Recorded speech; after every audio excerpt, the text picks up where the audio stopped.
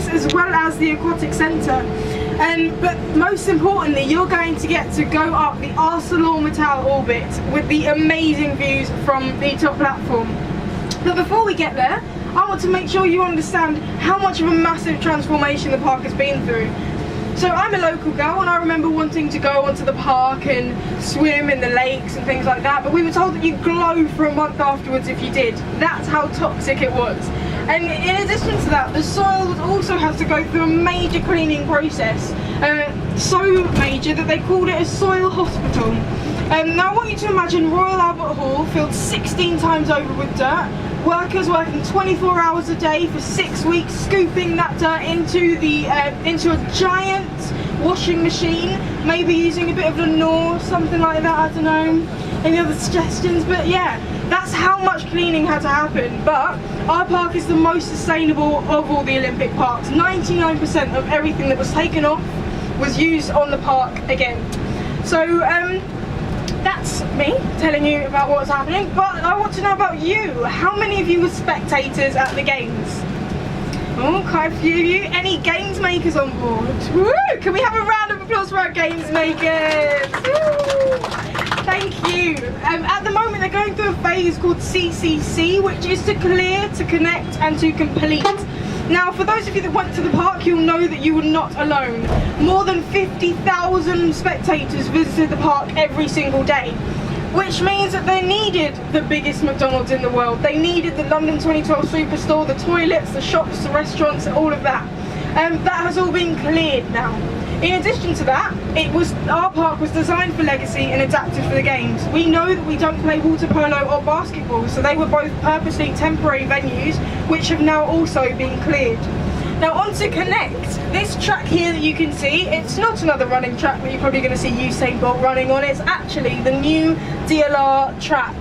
And the existing one is going to be used for Crossrail, which is going to add 12% capacity to London's transport.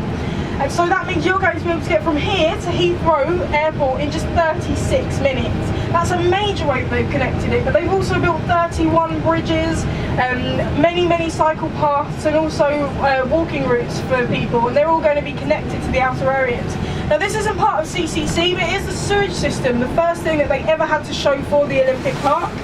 And in the side they ditched the blueprint from Joseph Bazalgette's designs of the London sewage system around it. So it was well thought out as the first thing that was ever on the park.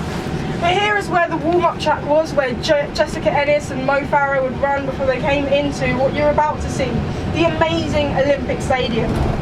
Now for those of you that have been following the agonising saga of who's going to be owning it, you'll know that it is now home to the Hammers. So West Ham are going to be taking over as the main tenant as of 2016, and to be in a stadium for such a football team, it's going to need to go through some changes. So they're taking out 20,000 seats, leaving just 60,000, 6,000 of which are going to be retractable seating, which can go over the athletics track, and in the middle there, that's where the pitch will be. They're also going to need to extend the roof over the seats because our football supporters cannot get wet, of course. And because of that, it's going to lose its iconic zigzag lighting at the top of it. So that's the Olympic Stadium. And here we have the river that David Beckham came down on his boat with the Olympic torch, and also where the first ever tree was planted by the Queen when we won the Olympic bid. But as we come around here, I want you to pay attention to the amazing architecture by Zaha Hadid, the female award-winning architect. Can we hear it for the girls? Woo! Now, it was said that she wasn't actually able to look at her design during the Olympics because for those of you that saw it, they had stuck on those two massive seating wings on either side of it. Now that added a 17,000 seat capacity, so that's now gone, leaving just 2,000 seats inside. And they're currently adding the 2 panes of glass that are going to go on either side, and she's likely to win another award for it because it's going to be an amazing looking piece of architecture. But in addition to that, it's not just an amazing building, it's going to be run by GLL, Greenwich Leisure Limited. For those of you that live locally, you'll know that they probably run some of your local sports centres. So that means you're going to be able to swim in the pool where Olympic athletes won medals just for £4.50. And this part of the park is the North Park, and it's going to be opening on the April 2014 next year. But this is what we've come to see. The ArcelorMittal Orbit, 5 intertwining knots to represent the 5 Olympic rings, touching the floor at 3 separate points. I know some of you look a bit baffled at what it looks like, but it is designed by Anish Kapoor, quite a conceptual artist. You're not supposed to understand it straight away. And what looks like a helter-skelter coming down, it's actually 455 steps. So sadly, we're not going to be giving you a map to slide down that. But we will be whizzing you up in a lift to the top floor, where on a good day you can see 20 miles out. You guys have definitely come on a good day. You might even be able to see Wembley Stadium.